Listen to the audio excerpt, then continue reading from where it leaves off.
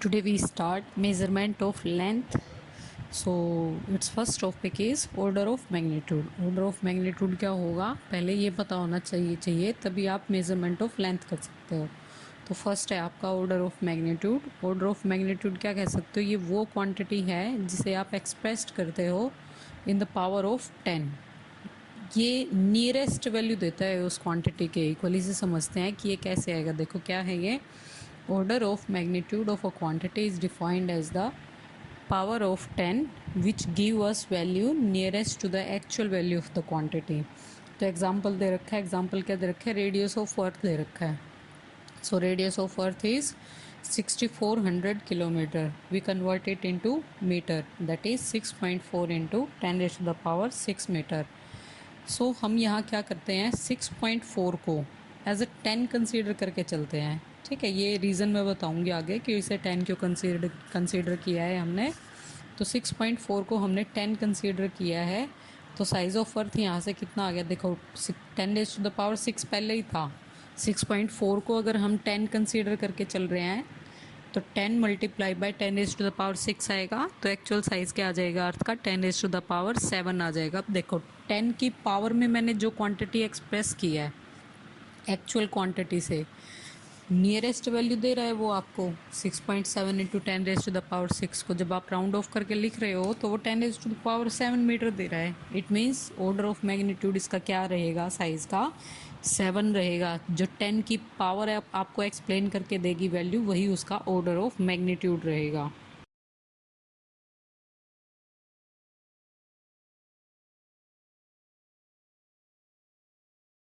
अब हम समझते हैं, टेबल बना रखी है ये कि ऑर्डर ऑफ मैग्नीट्यूड को कैसे समझा जा सकता है. देखो फर्स्ट टेबल जो बना रखी है, फर्स्ट में नंबर दे रखा है, सेकंड कॉलम में नियरेस्ट पावर ऑफ 10 और थर्ड कॉलम में ऑर्डर ऑफ मैग्नीट्यूड. तो फर्स्ट कॉलम देखते हैं. पहला हमने क्या नंबर दे रखा है, 3000 नंबर ले रखा है हमने. तो 3000 को आप कैसे लिख सकते हो, 3 मल्टीप्लाई बाई 10⁻3. तो ऑर्डर ऑफ मैग्नीट्यूड इसका क्या रहेगा, 3 रहेगा. अब नेक्स्ट 300 दे रखा है, 300 को वही 3 इंटू 10⁻2 लिख सकते हो. ऑर्डर इसका 2 आ गया. अब नेक्स्ट टेबल देखो, वो थोड़ा समझने के लिए है. फर्स्ट जो रो, सेकंड रो में जो ले रखा है नंबर 1 ले रखा है, 1 को आप कैसे एक्सप्रेस करते हो, 10⁻0 को जब करोगे तो वो 1 वैल्यू देगा. तो ऑर्डर ऑफ मैग्नीट्यूड इसका क्या रहेगा, 0 रहेगा.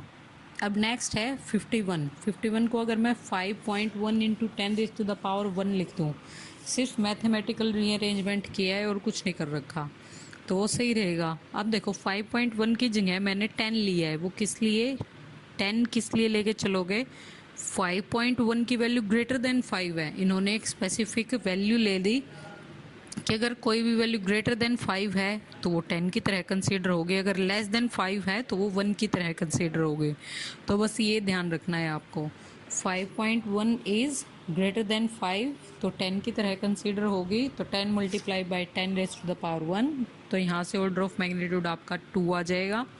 नेक्स्ट नंबर ले रखा है 4.9. ऐसी 4.9 को जब आप मैनिपुलेट करोगे इन द टर्म्स ऑफ 5 तो 5 से वैल्यू कम रहेगी. तो 10 की जगह अब क्या आएगा, 1 आएगा. 1 मल्टीप्लाई बाई 10⁻1, तो total magnitude, order of magnitude इसका क्या रहा, 1 रहेगा.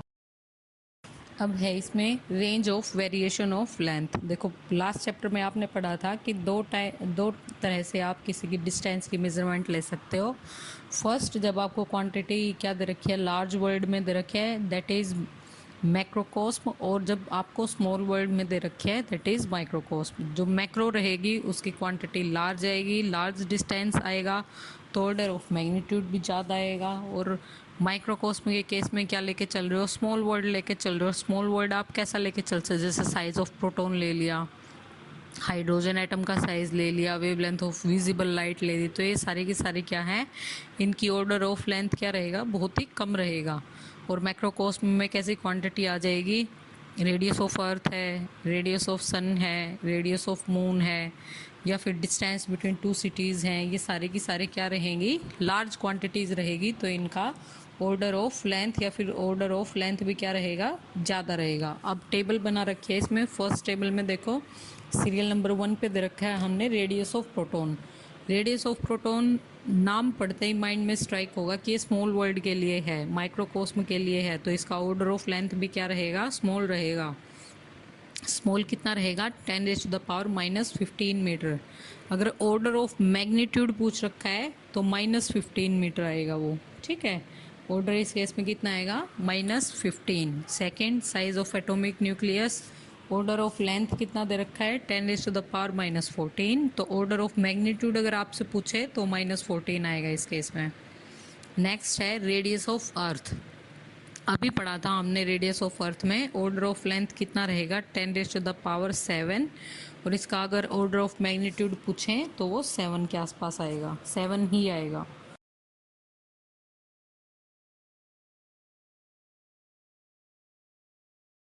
अब नेक्स्ट है इसमें मेजरमेंट ऑफ लेंथ, कि लेंथ की मेजरमेंट आप कैसे कर सकते हो। दो मेथड होते हैं लेंथ की मेजरमेंट्स के लिए, एक तो डायरेक्ट मेथड और एक इनडायरेक्ट मेथड। डायरेक्ट मेथड क्या क्या इन्वॉल्व करता है, एक मीटर स्केल जो आप लेके चलते हो, मीटर स्केल आप यूज़ कर सकते हो, और वो डिस्टेंसेस कहाँ से लेके चलेंगे, 10⁻³ मीटर टू 10⁻² मीटर तक के डिस्टेंसेस देंगे। नेक्स्ट है इसमें वर्नियर कैलिपर्स।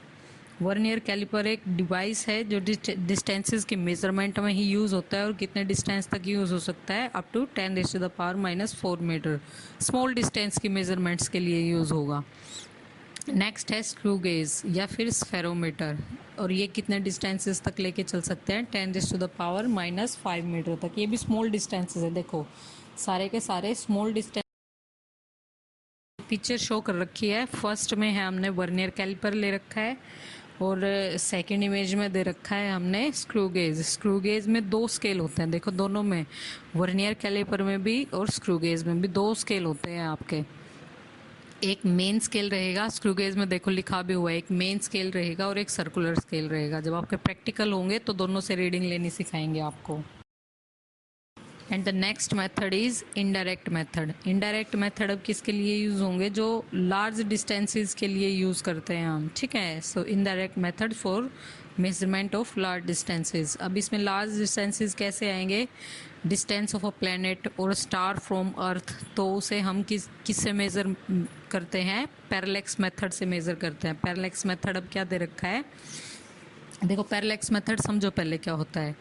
इसमें क्या होगा कि पोजीशन ऑब्जेक्ट की चेंज होती रहेगी विद रिस्पेक्ट टू बैकग्राउंड, और वो कैसे चेंज होगी, आपके पास आई विज़न आपने देखा है, ठीक है, आपके पास आँखें हैं, दोनों आँखें हैं। अगर कोई चीज़ आपके आगे रखी है, लेफ़्ट वाली से जब देखोगे तो राइट साइड से आप, वो विज़न क्लोज हो जाएगा, वो लेफ़्ट साइड से ही दिखेगा आपको, सिर्फ उसकी अलाइनमेंट अलग रहेगी। ऐसे ही जब दूसरी आँख को बंद करोगे, राइट से देखोगे तो लेफ़्ट वाली बंद रहेगी, तो उसकी अलाइनमेंट अलग रहेगी। तो दोनों के बीच में कोई ना कोई हल्का सा डिफरेंस आ जाता है, जो आप मेज़रमेंट लेके चलते हो, डिस्टेंस आता है दो पोजिशंस के बीच में, वो आ जाता है उस केस में।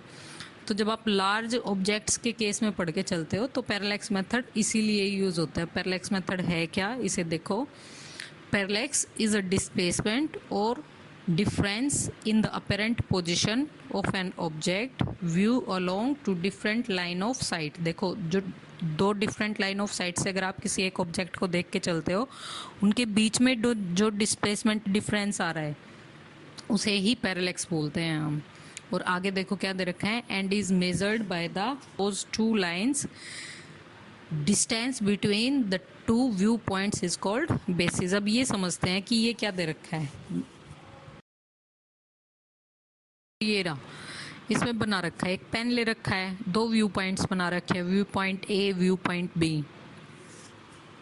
व्यू पॉइंट ए है, ठीक है, देखो जब हम सिर्फ व्यू पॉइंट ए से देख रहे हैं, इट मीन्स बी हमारा बंद रहेगा, तो हमें जो पेन है वो कहाँ दिख रहा है, ग्रीन बैकग्राउंड में दिख रहा है आपका, ठीक है।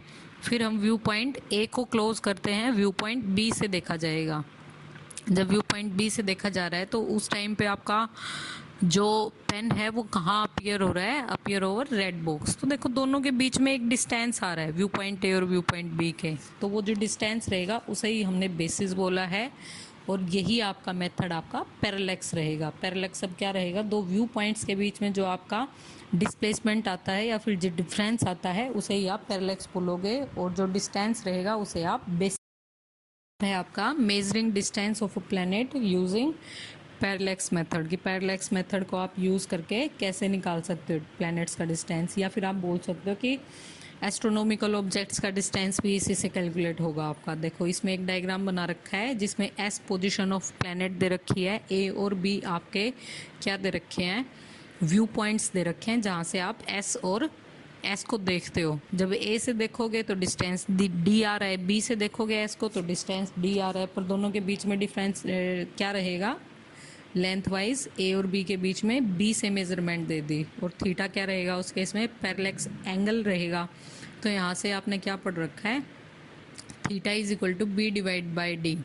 कहाँ से आया ये, angle is equal to arc upon radius. हमने ए और बी को आर्क ऑफ लेंथ कंसीडर किया है, ठीक है, और वो किस लिए कंसीडर किया है, जब आप लेके चल रहे हो बी डिवाइड बाई डी।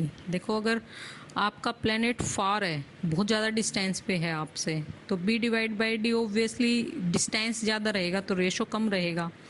अगर इन दोनों का रेशो लेस देन 1 लेके चलोगे तो ए बी को आप क्या लेके चल रहे हो यहाँ पे, as an arc of length B, और डी क्या रहेगा, रेडियस रहेगा, और एस क्या रहेगा, उसका सेंटर रहेगा। तो यहाँ से हम मेजरमेंट लेके चल सकते हैं B is equal to D theta, और कह सकते हैं D is equal to B divide by theta. यहाँ से तीनों चीज़ें कैलकुलेट हो सकती हैं, अगर दो दे रखी है तो तीसरी आप कैलकुलेट कर सकते हो। यही फॉर्मूला यूज़ होता है आपका एस्ट्रोनॉमिकल ऑब्जेक्ट्स का डिस्टेंस फाइंड आउट करने के लिए, या फिर आप बोल सकते हो कि पैरेलैक्स मेथड को यूज़ किया गया है मेजरिंग लार्ज डिस्टेंसेस।